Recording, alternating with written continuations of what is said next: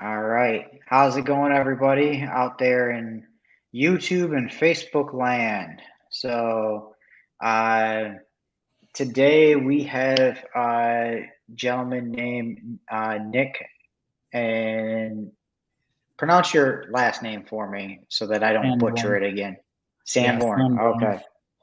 I just want to make sure I didn't butcher anybody's name. Yeah, So, no worries.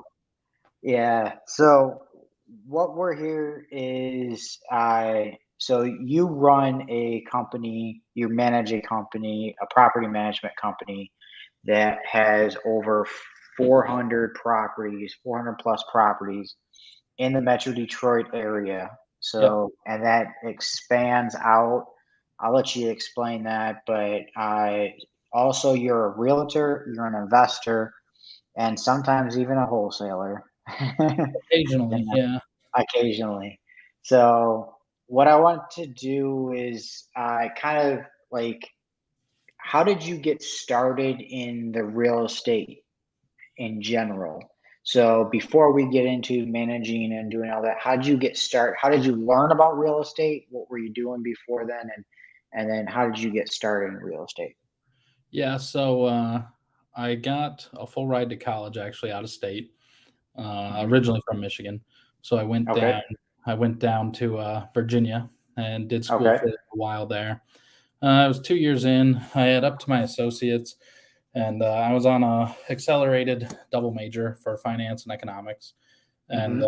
decided I probably didn't want to end up in a cubicle crunching numbers, you know, Right. just working in some office in New York or something. So I dropped out of that. And like I said, I got the associates and then I dropped out. And my family owns quite a bit of rental property in the Ann Arbor area, a lot of the Hmm. student housing for U of M and stuff like that. Hmm. So I'd always, been around, I guess, the topic of real estate and, dinner Hmm. table talk and all that kind of stuff. When we tailgate at the games, we tailgate at one of our properties by the big house. So like real estate was always, front and center. So I decided, Hmm. well, real estate's the only thing that's really interesting to me. I think I'm just gonna, drop out of school here and get into real estate. So that's what I did. I got my real estate license. Uh, Okay. First year went well. Second year went better. Kept Hmm. going better, and now we're here. Awesome. And what were you going to school for? Corporate finance and analytical economics, Okay. numbers. Still kind of numbers, hey. So still using what you learned in there, Oh yeah, just a little bit different. yeah, Okay. different application.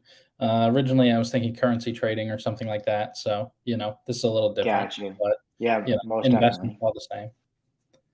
All right. And so when was this that you decided to get into real estate, and then did you get your real estate license at first, or did you do something else in real estate before that? Yeah, so it was my, I guess you would call it end of sophomore, beginning of junior year, even though I didn't do my junior year. Uh, Yeah. I dropped out at the beginning of the junior year and then just got my real estate license and just, pursued real estate full time at that point. Okay. What year was this? 16? Okay. So the market was okay, not I the best, remember but the very first purchase agreement that I wrote. I think it was, we got it under asking. It appraised for more than we paid for it. We got seller paid closing costs, all the stuff you're not getting anymore. yeah. Well, until very recently, but it was a much different market. You'd look at Yep. 5 or 10 houses, maybe you like one of them. Hmm. Now it's like you got to look at three and pick one and hope you get it. Yeah. Very different when I first started, but it's not like I was around in 8 or 9 when it really hit the fan. So Yeah. Yeah. It was a very different market then. So I remember it, but I wasn't in real estate then. So um, my mother bought a house in '09, and she got it on the downturn, which is good. So yeah. yeah. Um, so with when did you realize that being a realtor was, I don't want to say not enough, but you had to do something else? So I don't know that I follow like the traditional trajectory of a real estate agent. My first year, I did a good handful of deals. I was pretty happy with it. Definitely Okay. making more than I ever did as a college student, right? Yep. So that was pretty good. And then the next year, I was brought onto a team. I did a few million in sales. That wasn't enough to keep me entertained. And so Hmm. then I joined another team. By the end of that second year, we were the number one team in the city. We did, I want to say, 32 million in sales that year. Uh, Hmm. and then it was a lot of, your traditional stuff where Hmm. looking for the 4 bedroom, 2 bath on the lake, stuff like that. And Right. being that I was more of a analytical finance investment type background, that kind of stuff, just, I was making a lot of money. We were doing a lot of sales, but it just wasn't interesting to me anymore. Hmm. I mean, I can walk in any house and point out the nice countertops, and you got the attached 2-car garage in the basement, and that's great, but it wasn't entertaining. Hmm.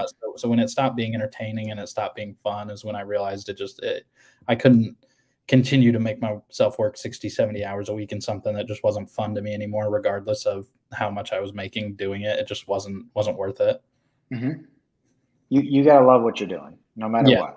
Yeah, and when you first So. get in it, it's fun, it's flashy, you're selling Mhm. a lot, you're getting a ton of commissions, it's fun, and then it's, after a while, you realize it's the same thing of you meet the person, get the pre-approval, show the house, close on the house, do the next one, and it got really stagnant.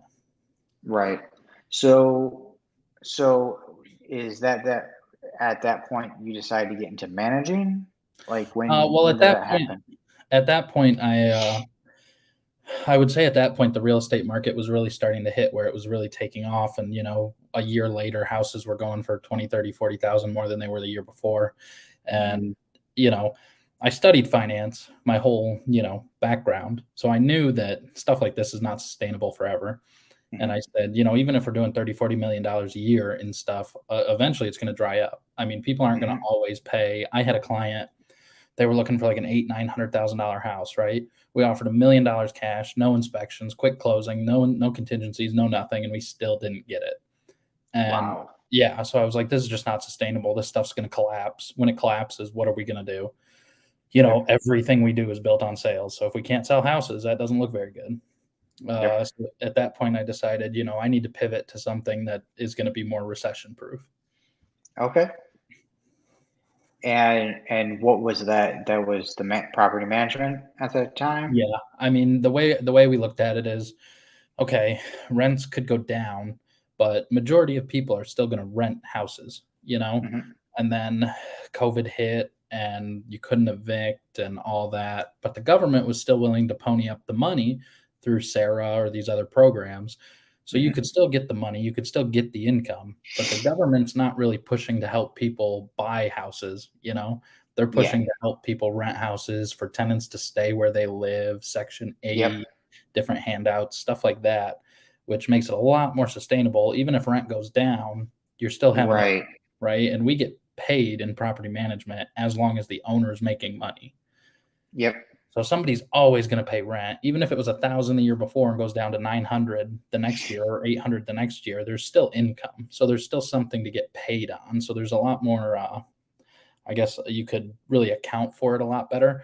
Yes. Well, if we have 400 homes and our minimum fee is $75 a month, you can work out the math to at least how much we'll have.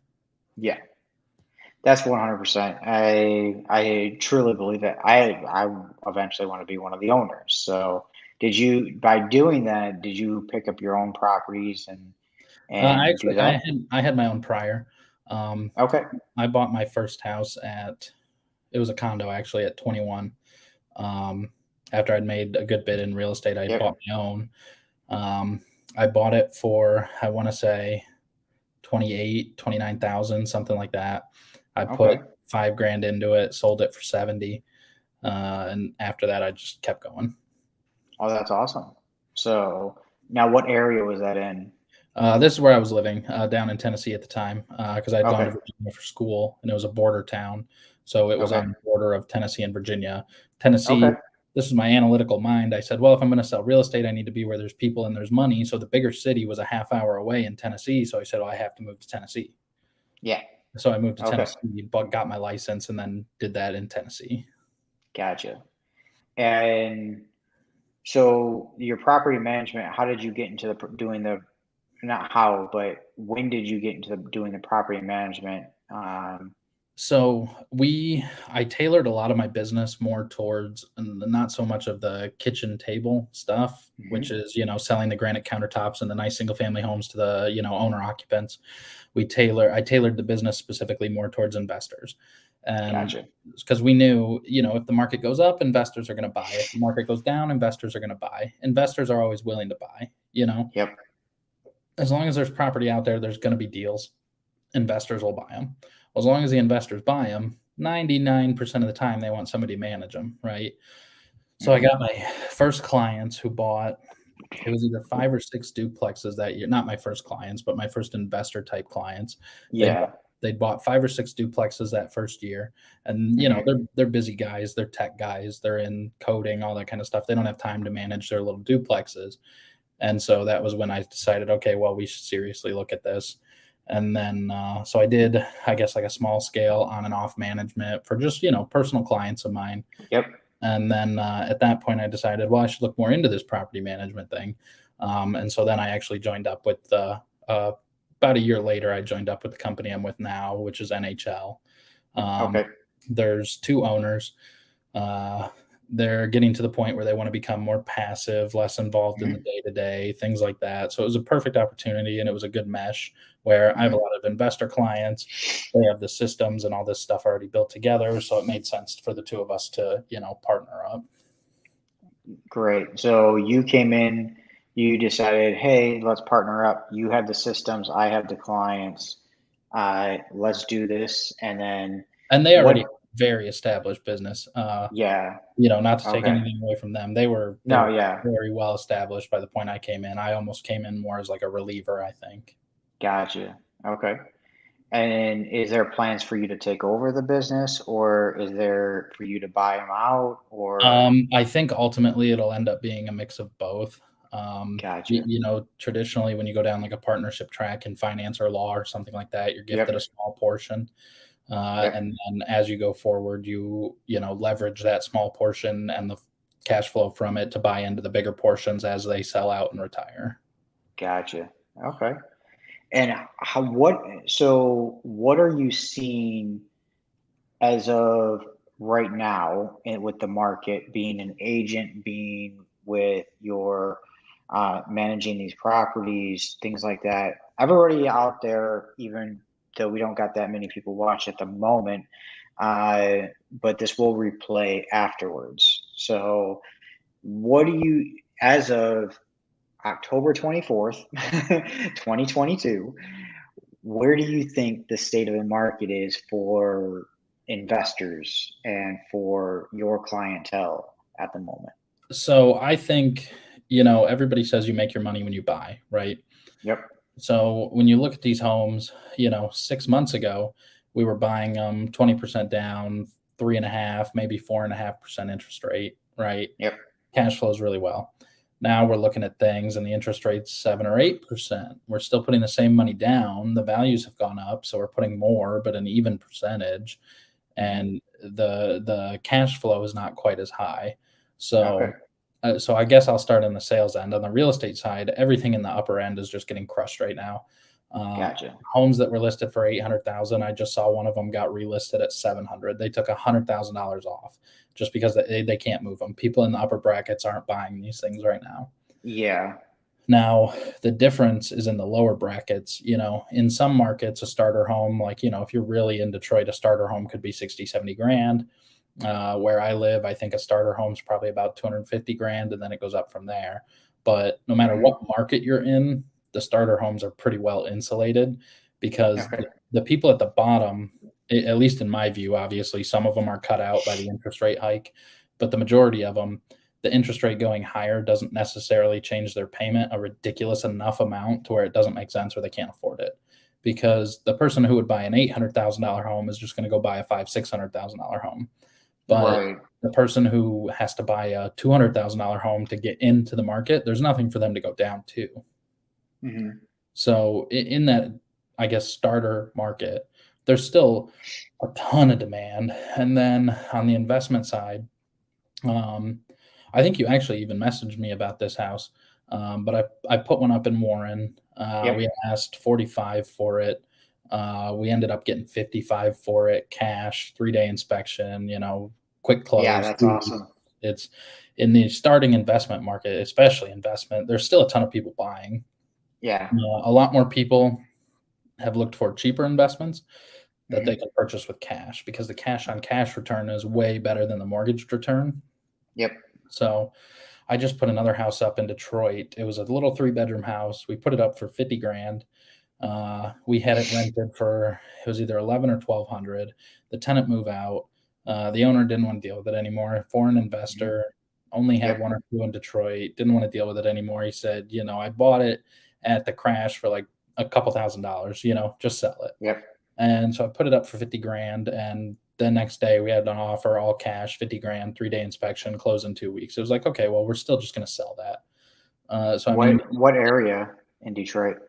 it was on Fielding Street. So west, north of Dearborn, west side. Okay. Yeah, the West Side's doing pretty good right now. So, Yeah. and I'm assuming that was brick. Yep. Brick bungalow. Yep, 100%. So the Would I 48 would have preferred a ranch. I probably would have got 70 for it, but 48227 or I'm 228. not positive. I can look. It's but the crazy thing about it, no garage, Hmm. uh, Yeah. no driveway whatsoever. Oh Uh, wow. yeah, actually, it was just a house like on the grass. 48228.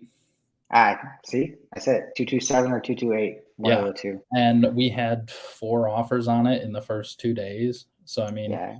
there's still a ton of movement. I mean, if people have good deals, because the guy who bought this, he's gonna pay 50 grand for it. He might put 2 or 3 grand in, or she, I don't actually know if it's a he or a she, but they're gonna buy it. They might put a few grand in it that, closing costs, all that. They might be in it for 55. They're still gonna rent it for 1,200, 1,300 a month, and it's still gonna be a great cash on cash return. Almost definitely. So, and that's the thing that people like about Detroit is that the cash on cash return. And the reason they need a higher they need the higher return on that is because of the higher risk, Yeah, you know. definitely. So I mean, the other if thing you, too yeah. that people don't consider when they talk about investing in Detroit and people buy these houses, we see people it happens to them all the time. They see this Hmm. house for 40, 50 grand. They say, "Oh, wow, this is great. I can stick someone in there for, 1,000, 1,200 bucks a month. I'm making a great return." Some Yep. people even get a mortgage on this $50,000 house, so their payment's like 400 bucks. They're like, "Well, if I'm making Right. 1,200 bucks a month, that's great." But Yep. a lot of them, and this is where the management is super important, is Yes. do you know the process of certifying a house in Detroit and how costly that can be? We have Hmm. some people buy these houses for 50 grand, they're not from Michigan, or they are, but most of the time they're not. They Right. buy this $50,000 house, and then before they know it, the city sent them something saying, "Oh, you've got 15, $20,000 worth of repairs that you have to do before you can even put a tenant in this." Yeah. And now a lot of people say, well, it's Detroit. We just don't certify the home. Well, if you don't certify the home and you got to go to court, Sarah's not going to give you any money because the home's not certified. And then Yep. on top of that, the judge is not going to be very favorable when it comes time for eviction. So if you don't know going in that you either need to certify this, it has been certified, or the process to certify it, it can be a headache and it can be an expensive mistake. Yeah. And also, if you're thinking about doing a Section 8 tenant, forget about it. So Yeah. it needs to be certified. Yeah, So it has to be more than certified. yeah, There's it has there's to be actually Section 8 certified. on top of the city certification, Yeah, there's exactly. there's quite a lot that goes into it. So, yeah, it's good, and yeah, you can make a lot of money doing it. You just have to know going in what the steps and the processes and the potential costs are. And we see a lot of people investing in these areas. Yep. I don't like to talk poorly about anybody, but there's agents out there, and I'm sure everyone knows that, who will just sell a Hmm. house, get the commission, and don't care. But a Right. lot of the times, the realtor's not even aware that there might be $15,000 worth of work they have to do to certify this place. So, I mean, and that's in every city. Every city makes you certify. So Right. it's a very crucial part that a lot of people miss when they start investing. And I Warren, know. Warren is the worst. I'm telling you right now. Like besides Detroit, I get, but at least they have a process and they stick to it. And with Warren, it could take a couple months to get your certification. Cities Yeah. are, I yeah, had a house in Warren that a tenant moved out of. Not I, one of our clients had yeah, that a tenant moved out of, and so the city came by to do the certification inspection, and there's almost $30,000 worth of work to be done to this house. yeah, And it's like, well, it's $100,000 house. What do we have to do to put 30 grand in it? We got to redo the whole house. right, The right, city of Warren can be tough. yeah. So you have to know the laws, and you have to. That's where a management company comes in handy, because not only that, but you have so many properties in that city. You know, you can go up to the city and be like, "Hey, how's it going, Jeff? I I was got going to another say, one for you." I can call this. I can call the city inspectors. I have their cell phone numbers. They answer. We Yep, talk. We work things out that we don't always have to do replacements and certain things. We have good relationships with a lot of them. exactly. And by the way, I don't know if the guy's name is Jeff or not. I just made up a name. just, it's I it's really, not. yeah. You're safe. so, so it's, that's the thing. Like, I'm a wholesaler. I don't hide this. I tell everybody that's what I do. I'm here to help other wholesalers, but I want to get into, you know, doing buy and holds myself. Get that passive income. It's never truly passive,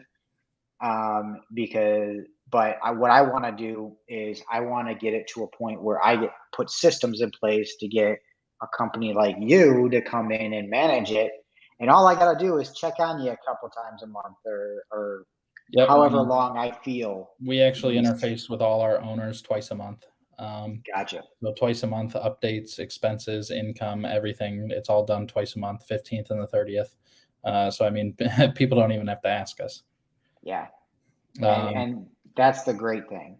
So for somebody getting into property management, things like that, what do you recommend they do?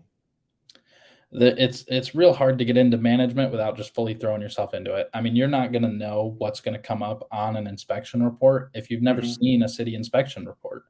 Right. You might look at the soffits and say, "Oh, they're in great shape."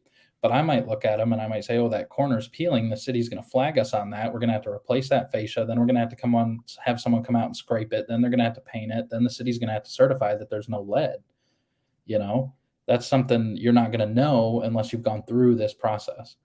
Um, so I would say either find somebody who's got a rental property and just ask them, or find a management company and just say, "What's it going to take? Like, I'm thinking of buying this deal. What's it going to take to certify it? How rigorous would the management be? Is this a good area? Are the tenants here good?" I mean, there's some markets where it's just like the tenant pool is not a good tenant pool. Hmm. And that's very evident in Detroit. I mean, there's some zip codes Yeah. where you love to buy, and there's some zip codes where you just don't touch them. Yep. Uh, And for me, because I haven't been able to sell one over there, and I had a bad experience. That 48213. Don't come at me with a 48213 zip code. I ain't gonna touch it. I don't got yeah, buyers for it. It's not gonna happen unless you're saying it's 5 grand. yeah, right. Then it might be worth it. Then it might That's be worth it. that's one thing if I could tell, because I'm sure this is mostly wholesale Yep. audience. The one thing I'd really say is, when you look at a property management company like us, I mean, we have 200 and some investors that we can call or text at any point and say, "Hey, I've Hmm. got a deal for you. This is the price. Do you want it?" Or we got them who say, "Hey, sell our properties. Whatever I get for it is fine with me." So, Hmm. I mean, that's another good reason to know a management company. Yeah. But 100%. I mean, the thing is, we get pitch deals all the time, as you can imagine, Yep. because when you're talking 250 owners who've got, you know, considerable sums of money to throw around at different deals, Oh yeah. we get pitched all the time. And the number one thing I'd say to the wholesalers is we love to do deals with wholesalers. We love to find them because then, at the end, we typically end up managing the property for whoever buys it. But Yep. you got to know the numbers on it. That's the biggest problem we've seen. Yeah. And someone will pitch us a deal. It's in Warren. They say, "Hey, this is a $50,000 house. it needs 20,000 in rehab. It's worth 150 grand when it's done. And we look at the numbers. We know what the rehabs cost. We have 20 rehabs running at any one time, right? So Gotcha. I know what things cost. And we look at these wholesalers and we say, well, number one, this could be a $40,000 renovation because you don't have the city cert that tells us, but I know by looking at it, I need this, this, this, this, this. And your ARV is 150, but the ARV is only 120, you know? Right. Well, that's the biggest thing because, like I said, I hope that a ton of wholesalers from your page or your group see this and Yep. start sending us deals because I could sell them all day long to our investors. Our Mhm. investors love us because we get them good deals. Your wholesalers make some money, but you got to know the numbers on it. You know, you got to really know what the numbers are, and you got to have the information. Awesome. Yeah. So that's the thing that I'm trying to do with this group, this Facebook group, as well as with my YouTube channel. This is also streaming to my YouTube channel. A whopping 39 subscribers. So, Mm. Hey, you everybody know, starts somewhere. Progress is progress. yes. Actually, I was on. I don't know you. I'm sure you know who Pace Morby is. Hmm. So I watched his Sunday service last night, and it's at 10 o'clock our time, because 7 o'clock his time. Yeah. And I had a question that I ended up going on video with him and actually giving him the asking the question and everything, and it was really great. It was great in depth. And for anybody you watching on my YouTube, I will cut that and post it on my YouTube. So at least just Nice. that section. So because it was really great, because it was about, I wanted to know his opinion on when to use a land contract versus just a straight seller finance. Yep. And so he did a really great job in answering that question. And it was mainly when you have other lien holders on there that you don't want them to really know what's going on at that time until you decide to. Yeah, I So, mean, we facilitate a lot of land contracts too. yeah. And land contracts are great. I mean, they're great for the seller because they're still getting some passive income. They're not getting taxed out the ass with capital gains. Yep. And then, the buyer gets the property, right? So Yep. someone who traditionally couldn't get the property gets the opportunity to get the property, and the seller's still keeping income coming in and keeping their taxable dollar value low, which every Yep. investor wants. So, Yeah. Because they can still write off the losses on the property, because the deed's still in their name. yep, they still own. And yeah, they still own it. So therefore they still write off the losses, they do all that, but they don't need to really, depending on what's in the contract, they don't need to take care of the property, they don't need to pay the taxes, things like that. But yeah, so it was really interesting to see, because you don't, on in the YouTube world, you don't see people talking about land contracts, and Okay. in Michigan you see them all over the place. Yeah, it's very common here. So I wanted to know, kind of like from his opinion. It was really great because I got to pitch my Facebook group and what I'm doing. And he's the one that inspired me to do it kind of the way I'm doing it, which is for everybody to help each other. And that's what I'm trying to do. So my goal Yeah, is that's to have everyone help each other in this group. well, that's something I was going to say too. I mean, like I said, we get pitched deals all the time. And a lot of the time we end up telling people, look, we looked at the deal, but here's what the deal actually is. Here's what Yep. you would need to get it under contract for that would still give you a spread that would still allow us to come in. And we're not Yep. opposed at all to working with people, helping people figure out the deals and stuff. Hmm. It's just when you pitch a deal, you got to at least be malleable if you're not exactly sure what your deal Yeah. is, right? So I Yep. mean, I think the helping everybody is a big part because obviously, if we win, we all win, right? The wholesaler gets Hmm. something, my buyers get something, our sellers get something. And if it's a seller, the management Yeah. company gets something because we're managing. I mean, but it's all everybody's got to help everybody through it. 100%. And you know, that's where me JVing up with other people, other wholesalers, things like that, people with like yourself, you bring the deal. I'm happy to do a 50-50 JV with you, and you're like, hey, honestly, we just want the business, and a little bit is fine for me. I'm like, the right thing is we do a 50-50 JV, and that's where we go, and unless I say, okay, I have two other partners with me, okay, let's work out a deal where it works for everybody, and that's kind of my philosophy is if you're upfront and honest about what you're doing, there's a solution for everything. Yeah, and everybody needs to get their cut of it, right? Yep. Some 100%. some wholesalers have done this, and more power to them if they can, where they'll assign a deal that's, not a ton of money, and they'll walk away with a $15,000 fee, and good for them if they can pull it off. But a lot of times it's not going to be that. It's going to be 5 here, 3 here. Yeah. It's going to be building the relationships with the people that get you to those deals where you can make 15. My average assignment fee that I get, okay, even when I JV and stuff like that, is usually about $5,000. Anywhere from 4 to 5. I try to aim for more, but I've taken less. I'm doing a deal that's supposed to be closing on Thursday that I'm JVing with somebody. My portion is only going to be $2,000. And that happens, but you get the relationships. I get the yeah. And I told him, I was like, okay, I have no problem with that. You already have title started. You already doing most of the work. When I'm JVing, I usually handle title, follow up, do all of that. This time, I'm just bringing the buyer. Well, and I mean, again, to plug the management a little bit, but that's a good point where we come in. Obviously, being licensed realtors, we buy and sell a ton of properties too. Oh, yeah. If a wholesaler brings a good deal to us, or we have a buyer for their deal, I mean, the wholesaler can basically be hands off from the minute they give it to us, because we're going to handle everything. We're going to take it A to Z. We've got the preferred title, and people who give us better deals. We've got all these things. We can save the the wholesaler money, or the seller, whoever's paying all these costs. We can save them the money. We can net more for everybody, and the wholesaler can be hands off from the minute they give it to us, because we're going to take it to the finish line. 100%. So I want to do more. I want to do deals with you. You came to me with one deal, the one that you said, and unfortunately, because you posted it on Facebook and that's where I found it, it was about speed. I had one buyer who might be interested. He came in. He's like, because of the state of the market, he didn't really want to. No problem. I was like, all right, sure, no problem.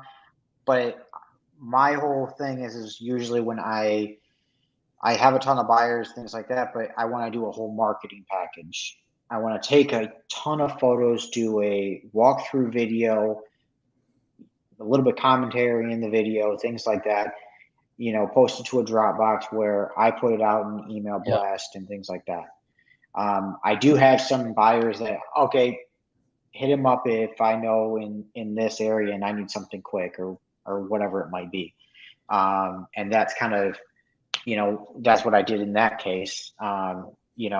I even told my buyer, I'm like, in this market, this is where it's going to be, because he was a buy and hold guy. He usually burrs out his stuff. And I'm like, now, because of the way interest rates are, it's still a great buy and hold, but you're going to have to buy it. You're going to have to put some money into it and just get the cash flow, leave your money in it until rates come down. Well, and that's who ended up buying this deal, right? Is somebody who's sitting on a ton of cash, who just needs to get the cash out so it can make some money, right? So they're not too concerned about the interest rate, because they're not going to finance it. They're going to let the cash sit and just get the great cash flow. Exactly. So any of you buyers out there who have that and is like that, come to me. I got a bunch of deals for you. So, but I do. I have a lead. I'm not going to say anything because it's not finalized yet on a bunch of properties in Warren. So I may come to you. I've got guys right now ready to go. One guy, he owns 2 or 3 properties in Warren. He's got a couple million of holdings in Minnesota. Minnesota's not doing so great. Michigan's giving him a lot better return, and he wants to put more money in Warren. So awesome. So one thing that I'd like to add a little for the wholesale audience here is, a lot of times, like I said, we'll get pitch deals and they won't be Mhm. deals. We won't take them. They won't be great. But sometimes we find a good deal and we'll take it, right? So when we take that Yep. deal, one deal is really all it takes. Yep. Because now I've got 6 people in my inbox who have sent Mhm. me proof of funds, who have the money, who are ready to buy the next house I put up in Warren that's 50 grand, right? Gotcha. So if you guys can get any of these wholesalers, if you can lock up one good deal and bring it Yep. to us and we close on it, that just opens the floodgates. Like I said, I got 250 people with cash in the bank ready to go. So if you get one good deal and push it Mhm. through, that's all it takes. 100%. 100% agree. And by the way, afterwards we'll talk because I want to know their criteria. I'll go searching for them myself. So Okay. I have a network of wholesalers that I'll JV with them. You still get your cut. I get mine. We all walk away happy. So, you know, I'll bring everybody to the table, you Yeah, I know. mean, I'm happy to do, like I said, I'm happy to do a deal with you guys. We're happy to Yep. do a deal with anybody that, comes in, any Well, wholesalers, anybody that comes in, we're happy to do it with. so with that being said, how can people get a hold of you? Or if they want to do deals with you, things like that. Um, you know, I don't know if you have a ton of audience, but at least if they want to get a hold of you and do anything like that, what's the best way? Yeah, I mean, so you can email me at Mhm. nick@nhlpropertymanagement.com. Okay, Easiest way to get straight to me. I'm in my office all day, looking at my email all day. It's the best gotcha. way. Next, cell phone, 810 Mhm. 623 3551. I'm gonna have 100 people call me because I put it out there that I have a ton of, but Yep, that's what it is. Um, NHLpropertymanagement.com. That's us. yep. You can find it. I mean, we're pretty easy to find. A lot of people go through Facebook nowadays. You can find me on Facebook, just Nick Mhm. Sanborn. I'm sure it's linked somewhere, or you can just look up my name and my headshot was in here, so I'm sure you'll find me. Yep, Yeah, 100%. I'm pretty easy to find, but those are probably the best direct ways to get to me. Yeah, and by the way, anybody who's like in the description is his Facebook link as well. So Yeah, look perfect. in If the people just wanna description. shoot me a message on Facebook, that's really good Yep. too. I keep a lot of my stuff on Facebook because that's where you find everybody, so it's a Hmm. good way to get a hold of me too. And I believe I put his email down there as well. So that's the good thing. Now, with with how many properties you have, how do you keep up with everything? With 400 plus properties, things like that. What's the secret sauce in you guys? I think ultimately it's just we've got good people and good systems. I mean, Okay. those are really the 2 things you need. You need good people and you need good systems for the people to use. We've got Okay. great systems. Something breaks, we get notified, contractors out there immediately. I've Hmm. got multiple full rehab crews. We're doing a house in Detroit right now. A guy bought it for 38. The rehab on it's another $30,000. He's going to be all in with closing costs about 75. He'll be out of it for 120. We facilitate the whole thing. All he did was buy Hmm. it. After that, he gave us the rehab funds. We facilitate everything. I mean, we've got multiple crews of rehabbers from A to Z, electricians, plumbers, then not to mention we've got all the systems obviously on the computer. I don't want to give away Gotcha. what it is, Nope, but that's okay. we've got all our back end systems and all these things to facilitate all this. I mean, we've got an accounting department, we have a legal department, we have 2 or 3 lawyers on retainer that answer the phone. I mean, we've got the people and the systems ready to tackle it. Got it. That's awesome. And you know, I guess that's where you coming in, building, coming in with a company that already had the systems built in. Um, that was like a match made in heaven right there. Yeah, it So was very beneficial for both parties. gotcha. Okay. Now, anybody, who is, what's the benefit with going with your management company? And we can put a plug for the management company right here. What's the benefit with your management company versus other management companies? The number one thing I'll say is a lot of management companies, especially in the Metro Detroit area, don't certify houses.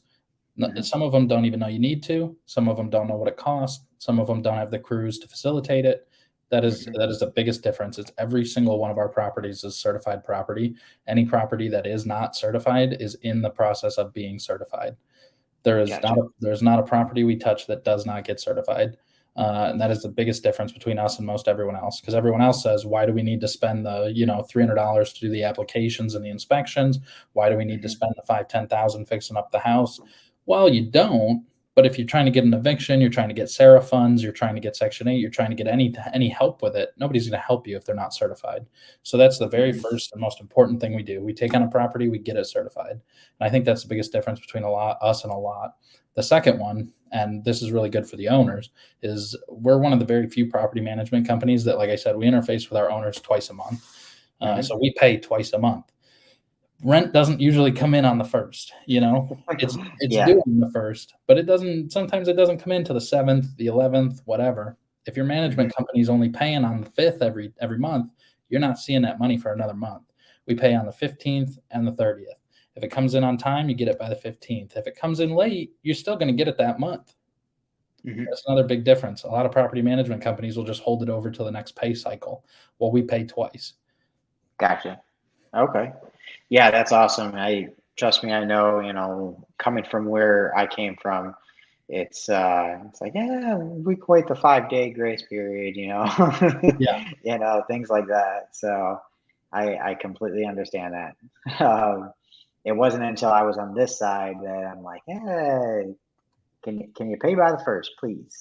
Yep. Yep, it's a very different world. I mean, personally, I think there's a lot of great things about us. Like I said, we're A to Z. We handle everything. We have lawyers. You don't need an attorney. We have attorneys. We have Awesome. accountants. You don't need accountants. You don't need tax people at the end of the season. We hand you Mhm. every single tax document you need pertaining to your property when tax time comes. You don't even need to keep track of it. We keep track of it all. I mean, we're really A to Z, and that's why I think we're pretty comfortable going up against anybody because we've just got the best systems in place. So we got this Grace Love asked from the Facebook group. That's why you only see a Facebook user here. What does it mean to certify? And she also asks, what are the costs? Uh, So, I'll do that first. The cost, it depends on which city you're in. They're each a little different. But you can assume that the inspection, the paperwork, because you have to send paperwork into the city with a couple different filled out blanks, stuff like that. mhm, You have to schedule the inspection. The inspector will go out there. They'll give you back a punch list. That portion typically costs between $200 and $300, depending on the city. Some are two, some are 250, some are three. That gets you the punch list. And so certifying is when you take that punch list and you complete all the work on the punch list, and then you have the city inspector come out again a second time, and they'll come mhm, through and make sure that all the work you said was completed. At that point, mhm. they'll certify the property as a rental certified property, which means according to the city, you are allowed to rent it. Otherwise, you are not legally allowed to rent it. So it has to be certified with the city. Mhm. Typically, people don't certify them because the city doesn't spend a lot of time looking for these people who don't certify them. But like I But said, Warren does. yeah, Warren well, Warren's does. a smaller area, so they do. In the city of Detroit, they don't look, because Yep. they just don't have the time or the manpower. But if you get caught up because you didn't certify it, which basically means make it rental compliant with the city, they won't help you in an eviction. They will not help you get Sarah funds. They will not help you with Section 8 funds. There's nothing they'll do to help you if you don't get it registered and certified with the city as an accepted rental housing unit. So hopefully that So, that answers. yeah, so this Danita Jackson said Detroit doesn't. Doesn't, I'm assuming you mean doesn't need to be certified or doesn't check. I think I will doesn't tell you check. everything in the Metro Detroit area needs to be certified. Yeah. Like I said, a lot of people will not because Detroit doesn't necessarily go through and try to find you. Now, if something goes wrong and you don't fix it and your tenant calls the city, you're going to be in a lot of trouble because they're going to look and see it's Mm, not certified. Then not only are you going to have to spend the mhm. money on the inspections and the repairs and the certifications anyway, but the city's going to have you on their radar. So good luck getting anything by them at that point. They're going to put you on a hot sheet and they're going to keep track of Yeah. you like no other. Yeah. She's saying it doesn't enforce. Correct. So, They're actually yeah. picking up a lot on that. A lot of people don't know, but like I said, they won't give you the Sarah funds. What they'll do is they'll Hmm. put the Sarah funds in escrow, and they will not release them until you're certified. In the city of Detroit, it can take 3-4 months to get a property certified from A to Z. So if you're happy, not getting rent for 8 months because your tenant fell behind and they applied for Sarah, then you spent 4 or 5 months in court. Now you're missing a year's worth of rent, and then you got to wait another 4 months while you certify the property. You can do that, but it's best to just not take that risk because they won't release the funds until you're certified. So Detroit needs a COC, and this is from Sanhan, Mahita. Detroit needs a COC. I understand that. My question is, what is the total cost of a COC? So in the city of Detroit, you have to pay for the inspection, which is the $250. You also have to pay for a lead certificate, which means you have to hire a lead contractor or lead paint contractor to go out there and certify that the property has no lead in it. So that'll just depend on how much you have to pay for somebody to do that. I know what our cost is. I don't necessarily know what your cost is if you don't use one of our people. But to do the full thing, just the paperwork, get the inspections, get the punch list, get the lead certification, and get it all back to the city is $900. That's Mhm. for both inspections with us. It's $900. That's for both the inspections, that's for the lead certificate, and that's for the third inspection after. So I think And that answers this. that's before repairs. If they give Right. you if they give you a punch list that says, you got to redo the railing, well, the next guy's punch list might not have the railing on it. So cost of repairs is going to be different on every house. Gotcha. And I think that's what this was saying was what services are offered and cost of services. I think you just answered that. Yeah, and then I'll just So, say as a full service property management company, we do 10% for the first property. If you have multiple properties, we go down to 9%. That's of mhm, collected rent. If you have 10 or more properties, we'll go down to 8% of collected rent. gotcha. Okay. And so with that being said, we have all the cost of certifications, and we have all of that going. And how many times do you get where a renter is just saying, no, don't want to pay, you're gonna have to evict me, try it, let's see. It used to not be as bad. It's no longer as bad as it used to be because Sarah has since stopped. Gotcha. Sarah actually doesn't take any new applicants as of 2 months ago, I believe. But they still have a lot of backlog applicants.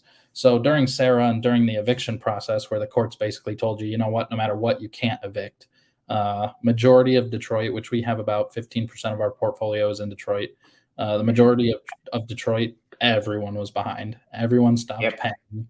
They didn't do it because they knew the courts weren't going to kick them out. They weren't going to force them to pay. They weren't going to do anything. Yep. In the more suburb areas, it was a lot lower. You still had people not paying rents and things, but it was nowhere near Detroit. Um, Gotcha. I would say holistically, and this is about as bad as it's been because of the moratorium and because of Sarah, there's about a 30% delinquency across the board in every Hmm. city total. So a lot of that is because Detroit's at like 80%. But Hmm. when you go out to the more safer, secure suburban markets, the rate's a lot lower. Gotcha. And then I know we've already said it, and it's in the description. Sanhan, it's in the description here. So your website is again. NHLpropertymanagement.com. Okay. And then what services are offered, such as landscaping, maintenance, and how is cost determined, or does the 10% cover all services offered? 10% covers everything. We do everything. We hire the landscapers. We do all the everything. Now, obviously, if there's repairs, the owner pays for that, right? To get the grass cut, the owner Hmm. pays. If we have one, it's an 8 unit in Wyandotte. It's a little apartment complex. the grass has to be mowed every 2-3 weeks, so the owner we facilitate it, and then we bill the owner pays for that landscaping, right? The maintenance of it. Yeah. Now, are you adding a 20% a markup on that as well? Not Or on are you? if there's renovation, typically if we have to Mhm. completely turn a property like this one I was talking about in Detroit, where there's the $30,000 renovation that we're doing to flip the Mhm. house, basically. It was a wholesale deal, actually, where he Yeah. bought it and then brought it to us to fix it up and sell it. That does have a markup because there is a lot of man hours and there's a lot of labor that goes into facilitating, renovation. Gotcha. And that's And 10%. then do you manage Airbnbs? We don't. We could facilitate it, but at the cost we would have to do it at, it's probably just not attractive to anyone. For the amount of time and manpower we'd have to put in it, we'd have to charge 35% of collected rent to justify Gotcha. it. And at that point, it's probably not worth it to the investor. Gotcha. And then does it include evictions if necessary for the 10%, I'm assuming? So it, If it that makes does sense. it does include us facilitating it all. Court costs will obviously be billed to the owner. We don't pay for the owner's eviction, but we facilitate everything from A to Z, all the documents, all the paperwork, communications with the attorneys, court dates, if someone's got to show up, if someone's got to Yeah. provide paperwork, if someone has to talk to the attorney for 3 hours on a Friday night about what's going on with the case, the 10% does cover that. It just does not cover the court costs itself, the attorney fees themselves. And honestly, that's the hardest part is getting that paperwork and following up and everything. Yeah, I Uh, mean, following up with an attorney on evictions in the city of Detroit who's got 3,000 evictions on his docket, mhm. it's it's worth the 10%. Trust me. Sorry, Sanhan is asking, do you process uh, to get Section 8 tenants? I'm probably gonna say yes on this. Correct. We facilitate this as well. We can Okay. handle from the inspection point to, even if they want to purchase property, we're licensed agents too, right? So we can buy Right. and sell all the properties they want. But assuming they have a property already and they want to get Section 8 certified, yeah, we can handle all that. We'll do the inspections, get everything set for Section 8, get the tenant Mhm. in, get it set with the city, or like Plymouth Housing. We just did one with Plymouth Housing where we set it up with the housing authority and we take care of all that too. Okay. So, and then Grace Love is asking again, do you find and approve the tenants? Correct. All at our cost. We do all the marketing. We do all the credit check, background check. We do credit, criminal, eviction, judgment, lien. Uh, there's one other one I can't remember, but we do everything you could imagine plus some. And of course, that cost is included in the management. Gotcha. So, I mean, you're a full service operation right there. So Like I I can said, tell you right, I don't think anyone can compete with us when it comes to this. that's 100%. I agree. So, and, you know, uh, Grace Love is saying, sign me up. So, Send me an email, send me a Facebook request. We'll get you signed yep, up tomorrow. I'll have you talk to Amber in accounting and she'll get it set up. sounds great. So now, and just to let everybody know, um, Sanhan, Grace Love, all his his information's in the description. So go ahead and follow it there. It's also, you can look on his Facebook page, things like that. You can always feel So, free to shoot me a Facebook message too. I'll answer yep. that. I'll answer there too. So I think this is going to be the last question that we do. Which city of Section 8 is better than another city? I heard Detroit Section 8 gives you a hard time rather than other cities. So the Detroit inspection is typically more rigorous than the other cities. On the flip side of that is that Detroit Section 8 pays more than any other Section 8 does. Hmm. Also, Wayne County has roughly a 8,000 person waiting list for Section 8. They have Hmm. 7 or 8,000 people with approved Section 8 vouchers and no houses to move them into. So they are a little more rigorous, but on the inspection, but because they have so many people qualified and no houses, they pay more than anyone else. Right. So that's awesome. This is 100% great information. You know, I really want to thank you, Nick, for coming on. Um, and I will say, yeah, somebody is saying something about your competition, something about DHC. So Yeah, yeah, I know what you're talking about. yeah. So hey, go with NHL property management. Honestly, when I get some properties, I'm going to be coming to you. I appreciate So that, and I appreciate you, giving me the platform and time to talk.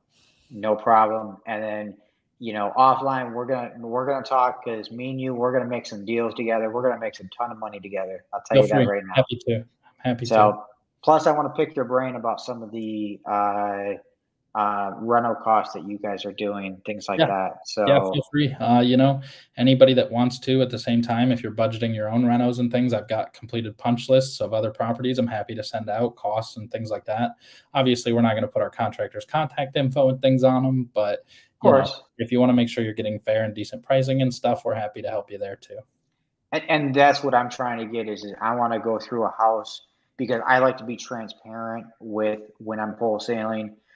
And the biggest thing that I do when I go to my buyers and say, hey, when they do not, and I repeat, do not just blow me off. I want feedback. If I'm priced too high, tell me why. Yep. Okay. So I can learn. And because this market's ever changing, and I completely understand that. So any wholesalers, that's a key tip. If you're going to your buyers, tell them, hey, I actually have this buyer, the buyer that I had to go to your Warren property. I always tell them, I understand if it's not a great deal, tell me what you would buy it at and tell me why. Yep, that's a great tip because I mean, the right deal for one person is not going to be the right deal for another person. I just put this house up for sale, like I said in the beginning, in Detroit for 50 grand. Yep. We had a guy write us an offer, 50 grand cash, no inspection, he can close in 2 weeks, doesn't care. Had another guy Yep. write me and he said the most I could pay is 40. I said, well, if 40 is the most you can do, this deal's not the deal for you, but this guy's willing to pay 50, it's the right deal for him. Yep. So every deal is going to be different. And just because one person shoots it down doesn't mean someone else isn't going to take it. But it's very important, like he said, to get that feedback and at least know what you're looking at and why they're saying no. 100% agree with you. So I think that, maybe sometime this week, next week, or whatever, we'll do lunch. We have you go to meetups at all? If I'm invited, Okay. there's a few major players in the area who do events, and we don't want to step on anybody's toes and go to anybody else's sponsored events or anything. Mhm. But if we're invited, we're more than happy to come out and do or talk or give or say or whatever we can. Well, I will say this: Dean is putting on a mastermind in Novi or Northville. I shared it on our Facebook page, so you can look on there. It's 3D Property Solutions. And they're doing a mastermind there on Wednesday. I will be there. So I mean, you're more than welcome to come. Anybody's invited. And then on Thursday, the Metro Detroit Real Estate Group, the bigger one, ran by Tom. They always do their monthly meetup, and that's going to be on Thursday at McVee's. Okay. Yeah, I mean, if So, you can send me the details on those, I'd be happy to look into yep, it. Like I said, NHL is happy to show up and help and talk with and whoever we can. I mean, anytime we can get out there, we're happy to. awesome. Yeah, I'll be at both of those events because got to mix and mingle and meet the buyers and talk with them, see where they're at, see where their heads at, things like that. So, um, but what we're going to do is we're going to wrap this one up. I really appreciate it, Nick. I really appreciate you coming out, taking the time, spending it with me here, and answering any of the questions that my viewers have for you. Now, if you're watching this on YouTube, you by all means add. This is coming over. Every single Monday at 8 o'clock. We're going live with possibly somebody new doing the same thing what we just did with Nick. And we're also with, on our Facebook page, Metro Detroit Off Market Real Estate Group.